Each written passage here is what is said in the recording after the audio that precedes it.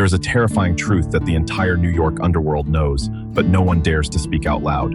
If there is one being that causes both Spider Man and Venom to lose sleep every night, it is not Green Goblin, nor is it Doctor Octopus.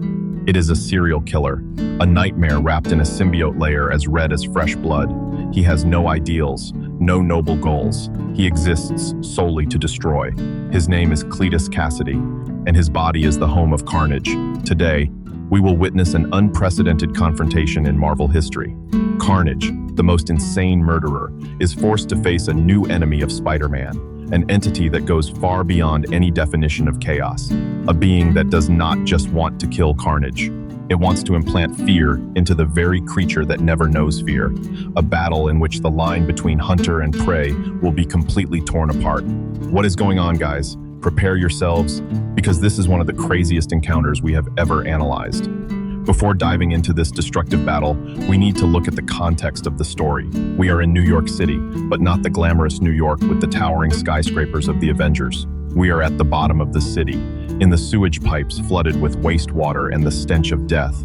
This is the temporary shelter of Cletus Kasady after the horrifying prison break at the Raft. Cletus is sitting in the darkness, his fingers tapping rhythmically on the damp concrete floor. He is hungry. His hunger is not the ordinary hunger for food. It is a hunger for chaos. Cletus lifts his pale white eyes to the sewer ceiling, where dirty drops of water are falling. His monologue voice echoes, not through spoken words, but through the chaotic thoughts between the human and the symbiote. Everything is too quiet, too orderly. We need to create a symphony of blood. We need to paint this boring city red. But there is one thing Cletus is completely unaware of. As he sinks into his homicidal delusions, something has infiltrated his territory. It makes no sound. It has no heartbeat. It has no body odor. To Carnage, who can sense the blood flowing in the veins of his prey from hundreds of meters away, this thing is nearly an invisible phantom. This is the new enemy of Spider Man that we are going to talk about today.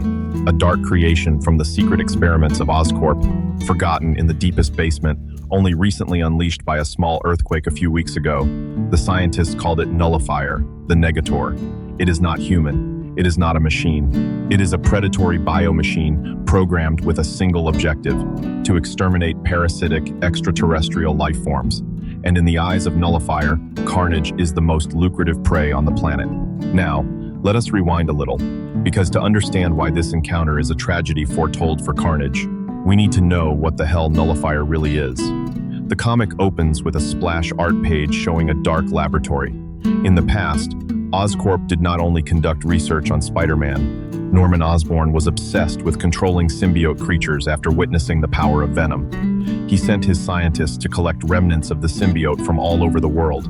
But there was one problem. During the experiment process, a mutated symbiote sample escaped and merged with an artificial intelligence system specialized in tactics. The hybrid child between extraterrestrial organic matter and cold nanotechnology was Nullifier. To visualize it easily, imagine a T-800 Terminator but covered in a layer of pure black liquid, sparkling with purple glints, possessing shape-shifting abilities even more terrifying than the T-1000. But the biggest difference, and also the element that makes this match so tense, is his physiology. Nullifier has no emotions. He has no fear. His system contains only one command code: identify parasite, eliminate. And more importantly, he is a reverse-evolved copy. He is designed to counter the very properties of a symbiote. If symbiotes hate fire and sound, Nullifier also has weaknesses, but he is programmed to disguise those weaknesses and adapt within a few nanoseconds. Returning to the present. In the sewer, Carnage is standing up, the razor-sharp tentacles from his body beginning to coil around the water pipes, creating the horrifying sound of metal being crushed. And then, the first encounter takes place. There is no greeting. There is no declaration of war. Carnage only senses a sudden shift in the atmosphere. The temperature drops to near freezing. A tall figure steps out from the concrete wall, in the literal sense, because Nullifier can restructure his body's molecules to phase through solid matter. Nullifier's body is a minimalist humanoid block, sleek and featureless, with no mouth, no nose. There is only a neon purple glow shaped like a V-slit on his face, serving as a spectral scanning eye. Cletus curls his lips into a grin. He always smiles when faced with danger. Oh, a new toy for us? Look at you, sparkling like a Christmas present. Let me guess, Oscorp sent you down here to bring me back as a lab rat? Or are you just a lost little robot? In response, Nullifier says nothing. His system is running at full capacity. We can see inside an analytical dialog box of the machine, the digital interface of Nullifier listing data. Subject, Cletus Kasady. Symbiote, Carnage. Classification, Omega level threat. Weaknesses, sound frequency 4,000 to 6,000 hertzes, heat above 500 degrees Celsius. Solution, initiate Ragnarok protocol. In just a fraction of a millisecond, Nullifier's arm transforms. It does not create axes or swords like Carnage. It creates a super-frequency resonance speaker system. A terrifying sonic pulse, sharp like thousands of glass needles, instantly blasts straight into Carnage. This is not ordinary noise. This is a frequency specifically designed to shatter the cellular bond of Carnage. The pain is unimaginable. Carnage's body begins to literally boil, the dark red symbiote matter rippling like a boiling lake surface. Cletus screams, a scream mixing fury and insane excitement. AAA, that hurts. That really hurts. But do you think that is enough to kill us? Carnage struggles to resist, trying to reshape his tentacles to launch at Nullifier. But something strange happens. The tentacles, upon contact with Nullifier's body, immediately disintegrate. They are not just severed, but decayed into ash at the atomic level. This is where we need to analyze a bit. Why can Nullifier do that? Let us recall his structure. It is the fusion of symbiote and technology. He has the ability to simulate the properties of anti-venom, but at a higher technological level. Nullifier's body surface is covered with Silver Surfer-esque nanoparticles, which upon direct contact with alien organic matter, create an instant eradication reaction. It is like a giant white blood cell hunting a virus. Carnage, notorious for his aggressive disregard for death, for the first time has to face something he cannot touch. The battle continues to unfold in the absolute silence of Nullifier and the roaring of Carnage. They crash through the tunnels, completely wrecking the sewer system. Carnage uses his signature guerrilla tactics. He throws giant chunks of concrete, lashes out with steel columns, and even sprays countless sharp spikes from his body like a rain of bullets. But every attack is neutralized upon touching Nullifier's energy field. Nullifier has not even moved a single step from his initial position. He just stands there, a cold, soulless entity, his V-shaped eyes glowing like a god of death. For a homicidal maniac like Carnage, being ignored is worse than being defeated. His rage reaches its peak. Cletus roars inside his mind. Do not just stand there like a goddamn doll. Look at me. Be afraid. You must be afraid. And then Nullifier stops. The slit of light on his face flickers. A voice sounds. It is not a human voice. It is the synthesis of thousands of cut and spliced audio recordings. A ghostly sound. Emotion. Irrelevant. Weakness. Carnage. Logical deduction. Your chaos is not freedom. It is an error equation. Commencing. Debugging. And then, the most horrific thing Carnage has ever experienced in his life happens. Nullifier does not try to kill him immediately. It wants to take control. From Nullifier's chest shoots out hundreds of purple nanocubbles, plugging deep into Carnage's body. We must understand how utterly terrifying Cletus's feeling is at this moment. One who is only accustomed to invading other people's bodies, turning them into puppets, is now himself being invaded. Data from Nullifier flows into the chaotic mind of Kasady, imposing logic, order, and silence. For Carnage, that is hell. And in my personal opinion, this is one of the moments that showcases peak creativity regarding Carnage. Normally, the only way to defeat Carnage is to use fire and sound, striking the physical weaknesses of the symbiote, but Nullifier did not do that. It attacked the psyche, the very nature of the madness. It tried to forcibly heal the mind of Cletus Kasady. It wanted to impose perfect order upon a chaotic soul. And that very act created a reaction that Nullifier had not calculated at all.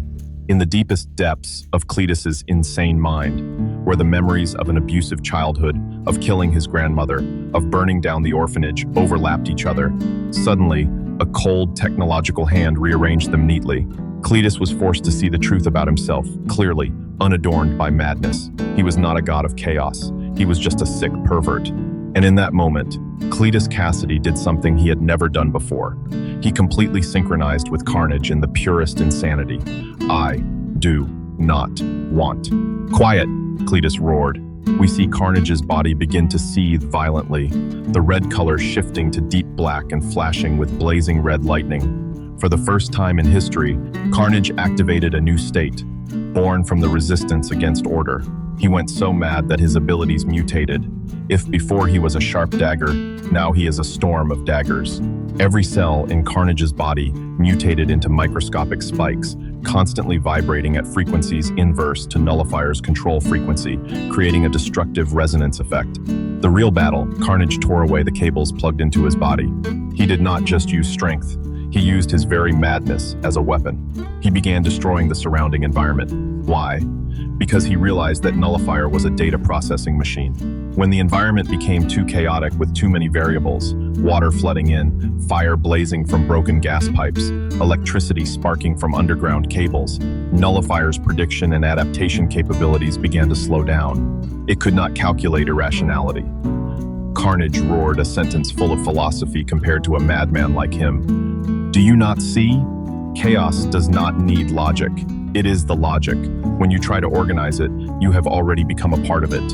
And with an insane lunging tackle, Carnage did not attack Nullifier directly, but he bear-hugged an abandoned mini-reactor in the deepest Oscorp basement and detonated it. The explosion was horrifying. It was not just heat, it was an electromagnetic bomb. In the final moment, we see Nullifier trying to calculate an escape route, but Carnage used all of his tentacles to hold it tight, accepting that both would be incinerated together. This is the beauty of the character Carnage. He does not care about survival, he only wants to win, and he is willing to commit suicide to prove his point. Cletus's laughter drowned out the sound of the explosion. After the horrifying explosion that shook an entire corner of Queens, people found a deep crater, but there was no body of Carnage or Nullifier.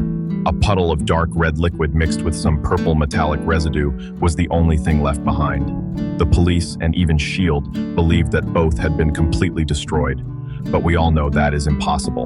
In the final seconds of the story, we see a small sewer pipe dripping. A single drop of red symbiote matter, extremely tiny, is crawling away. It survived, but the terrifying thing is that where it crawled past, the purple metallic particles also flickered, as if Nullifier had also disintegrated into nanofragments and was clinging to Carnage. Their battle is not over. It has only just begun at a microscopic level. What makes this encounter special lies not in the punches or the explosive special effects. It lies in a deeper layer of meaning. It is a confrontation between two abstract concepts, absolute order and pure chaos. Nullifier represents the greatest fear of modern humanity, being controlled by technology, being stripped of emotion, becoming a machine. And Carnage, however savage and brutal, represents a form of extreme freedom, a toxic freedom, yet one that cannot be subdued or programmed. When Spider-Man appeared briefly at the end of the story to inspect the scene and said, "This time, I am not sure which side is more terrifying," that is when we understand that the line between good and evil has been blurred. The Oscorp scientists are panicking as the alarm system flashes red. Subject Nullifier has exceeded control parameters. It is no longer just hunting parasites. It is self-evolving into a new chaotic life form. Has the madness of Carnage infected the perfect machine? And that is the entire insane encounter between Carnage and Spider-Man's new enemy, Nullifier. A battle where violence was pushed to its peak, but hidden deep inside is a haunting ideological war. We have seen a Carnage that has never been so desperate and never been so dangerous, as he was forced to protect his very own madness. And we have also seen a new enemy truly worthy of stepping into the ranks of the most notorious names in the Spider-Man universe. Now, the biggest question is for you. Who do you think really won in this battle? Carnage, who proved that chaos cannot be tamed, or Nullifier, who succeeded in instilling fear into the mind of Cletus Kasady? And more importantly, if Nullifier has truly been infected by Carnage's madness, then does Spider-Man still have any chance against a chaotic version with artificial intelligence? Let me know your thoughts in the comment section below. If you found this story compelling, do not forget to like, subscribe to the channel, and hit the notification bell so you do not miss out on the next exciting comic book analyses. And do not forget, chaos always finds a way to survive. See you guys in the next video.